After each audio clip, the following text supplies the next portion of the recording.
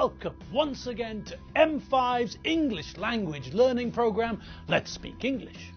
I'm Gav Duncan, and I'm here on your TV screen to help you learn English. Now, are you sitting comfortably? Yes? Good. And are you ready for today's lesson? Yes? Good. Okay, well, let's learn English together. And hello again, people. Yes, it's here. It's finally arrived. Friday, our favourite day of the week. Well, our favourite day of the standard working week has finally come around once again, and it's here. So, not only do we have to be in a good mood because we're finally getting to the bottom of the Benchfield mystery, even though the story is a bit, well, hairy at the moment. Alfredo's very angry with Tim, and we're only just starting to understand why. Just as the sun dawns on us every day, nice and slowly, the realization of what Tim is involved in is only slowly dawning on us too. The penny's dropping, but it hasn't dropped yet, has it?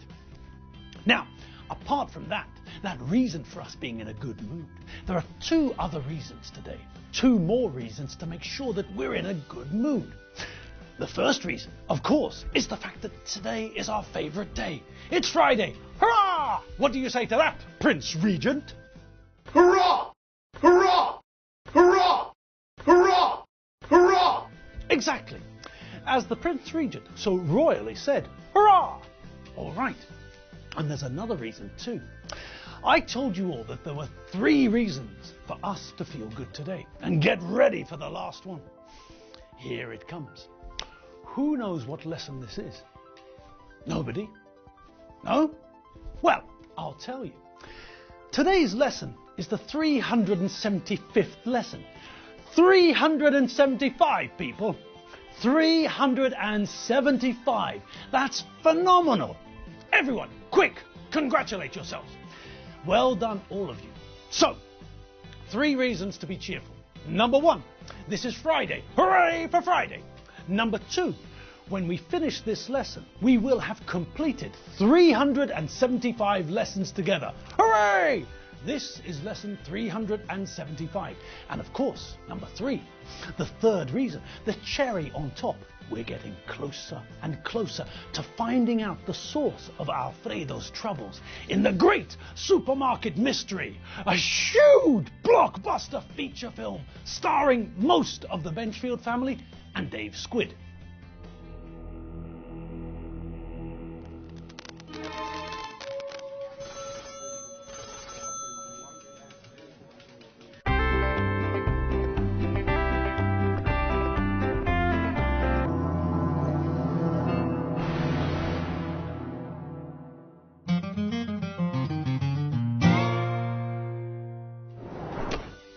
So, if you're all ready, you are, aren't you? Well then, let's get stuck into the riddle of the Benchfield family supermarket saga. Alright, so we all know what's going on, don't we? Well, actually we do and we don't. We know some of the story, but there are still certain things which are unclear, aren't there? Well, let's recap on what we do and don't know. For a start, we know that the Benchfields are in the supermarket, don't we? Well, most of them are there, but Mary's not there. She's at her parents' house. So, that means that Alfredo and the kids are in the supermarket. What else do we know? Well, we know that there was a strange meeting between Tim Benchfield and a boy called Eddie Finn. According to Tim, Eddie Finn is a mate, but Lizzie knows more about Eddie than Tim. For example, Lizzie knows that Eddie was expelled from school. The school kicked him out. They told him to go home and never come back. They phoned his parents and told them to find him another school. Eddie Finn isn't welcome at his old school anymore. Tim didn't know that. When Lizzie told Tim to come back inside the supermarket, he went with her, but Eddie said something to him as he was leaving. Eddie told him, "Don't forget." Lizzie didn't understand what Eddie meant, but Tim wouldn't tell her. Tim told her to shut up. Tim also told her not to say anything about Eddie Finn to either their mum or dad. Okay, So we don't know what Eddie was talking about, but we do know that Lizzie thinks that there's something fishy going on. Lizzie suspects that Eddie is up to something, but she doesn't know what. Okay, what else did we find out? Well, we found out that Doreen knows her onions when it comes to fruit and veg. And we also learned that Alfredo really likes cheese. Unfortunately, that's how he ended up covered in smelly cheese. Poor Alfredo. Now, what else did we find out? What else did we discover? Well, finally, the kids and Alfredo met up again. Tim, Lizzie, Doreen and John walked into the cheese section shortly after Alfredo's cheese accident.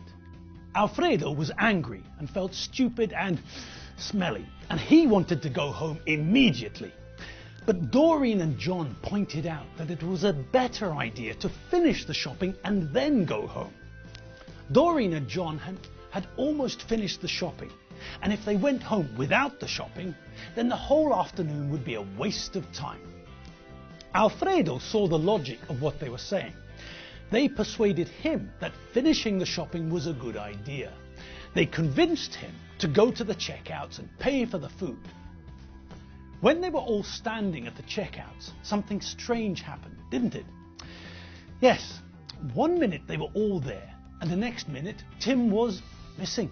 He vanished into thin air. Lizzie thought that there was something fishy about this too, but Alfredo told her that her imagination was running away with her. Alfredo thinks that Lizzie watches too many spy films, and as a result, she sees spies, mysteries, and things like that where there's nothing suspicious at all. In Alfredo's opinion, Lizzie sees things which aren't there. But even if Alfredo thinks that Lizzie's imagination is very vivid, he thinks that his daughter's got a very vivid imagination. When everything was over and the dust had settled, we found out that Lizzie was right and Alfredo was wrong, didn't we? Alfredo thought that Tim was just trying, as usual, to get out of helping with the shopping. Tim had a fit, dancing and flopping about on the floor in the canned food section. He made such a lot of noise that all of the family and most of the supermarket wondered what was going on, and lots of people went to see what the noise was all about. Most people, but not everyone. Lizzie, for example, went in the opposite direction. Now, after Tim had stopped screaming and dancing about in the cans and tins, Alfredo asked him what was going on. Tim was unable to explain himself.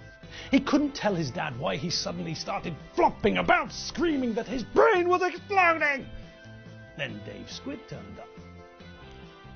After a fairly long period of confusion, we found out that Lizzie had started a chain of events. Lizzie went to see the security manager. She told the security manager something. The security manager then called the police, and Dave Squid responded. So that's why Dave was in the supermarket in uniform. It wasn't because of the special offer on chocolate biscuits. No, he was there in the supermarket on duty. The security manager at the supermarket asked for help from the police, and Dave came to help. Okay, now we know that, and then things changed, didn't they? There was a shift in gear. We moved from third gear into fourth, didn't we? The gear change happened when Alfredo didn't hear what Tim said about Lizzie. Alfredo missed what Tim said. He thought that Tim was just muttering something under his breath. But when John told Alfredo what Tim said about his sister, Alfredo hit the roof, didn't he? Yes, and now it's time for us to find out why. Tim, I think you'd better tell us what's going on. Yes, Tim, it's time you came clean. We already know who else is involved, so now it's time for us to hear your side of the story. What story? I don't know what you're talking about. Lizzie, you're dead. Tim, come on, don't be stupid. Do I really have to spell it out for you? This is your one chance to make it easier for yourself. Listen to Dave, Tim. Listen to him. I know you're in trouble, and if Dave is good enough to give you a chance to explain, then you'd better explain. If not, there's going to be hell to pay when I get you home and tell your mother what you got up to. Oh, all right, I suppose. It wasn't my fault. Eddie Finn put me up to it. He asked me to do something for him. I thought so. Now, what did he ask you to do? He asked me to make a noise, to create a disturbance. He said that when he gave me a signal, he wanted me to distract everyone. He told me to go to the tin food aisle and knock over the tins and scream and shout until everyone came to have a look. And did he tell you why he wanted you to make a distraction? No, he just told me to do it. He told me that if I didn't do it, then he'd beat me up. So this boy, this Eddie boy, he's not a friend of yours? No, not really. I know who he is. He used to go to our school, but they expelled him. They expelled him? What did he do? I don't know. Lizzie told me. Well, Dave, what do you think? Well, Tim's been very stupid, but I believe him. I don't think that he knew what was going on. I'm satisfied that he won't do it again. Tim, are you sure that you didn't know what was going on? Yes, Dad, I swear. Dave, Eddie didn't tell me anything, just to make a load of noise and get everyone away from the checkouts. He didn't say why. Tim, come on now. You're not stupid. Why do you think he wanted everyone away from the checkouts? Why do you think he wanted everyone looking at you? I don't know. Come on, Tim. Don't play dumb. A monkey with half a brain could see what was going on. He wanted you to create a distraction. He wanted you to distract everyone. And? God, give me strength. Tim, what does the verb to distract mean? Well, it's sort of, I think it's a type of fruit. Is that it? Or is it a colour? Like purple? Is it another word for purple? Good God! God, give me strength. John, tell your older brother what the verb to distract means. For one thing, Tim doesn't seem to know what a verb is. Tim, for your information, fruits and colours are nouns and adjectives. I was asking you to explain the meaning of a verb. John, tell him. Tim, the verb to distract means to divert attention. If you want someone to look away from where you're doing something, you make a noise somewhere else. Do you get it? What? Like in that computer game where you could throw a stone to get the guard to go the wrong way? Yes, that's it. In the game, you threw a stone to make the guard move away. The guard went to find out what the noise was, and you could sneak through the door when the guard's back was turned. So that's what distract means. Yes, Tim. And can you think of any reason we're asking about this? Why did, what was his name? Edward. Eddie. Okay, Eddie. But I'm sure he was christened Edward. Anyway, that's not important. Why did Eddie want you to cause a distraction? Why did Eddie want you to distract everyone away from the checkouts? Because he wanted to sneak out? Yes, that's right, Tim. But why would Eddie want to sneak out of the supermarket? Why not just walk out like normal? I don't know. Lizzie, I think you probably know, don't you? Yes, of course. It's obvious. If he was sneaking out, then he must have had something to hide. He's probably sneaking something out at the same time. Something he didn't pay for. He's stealing. He's shoplifting. Yes, Lizzie, that's right. Eddie was shoplifting. He wanted Tim to make a load of noise at the right time, so that nobody would see him leave the supermarket with the things that he stole. Blimey, O'Reilly, with vanilla sauce.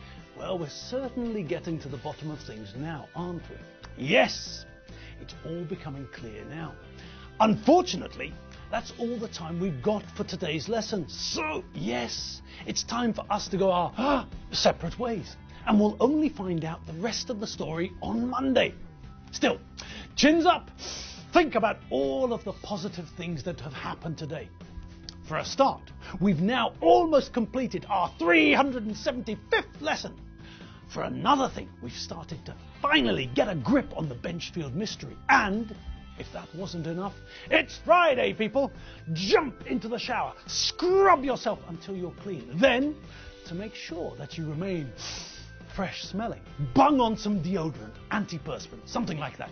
You don't want to smell like a homeless dinosaur's armpit now, do you? Of course you don't. Nobody does.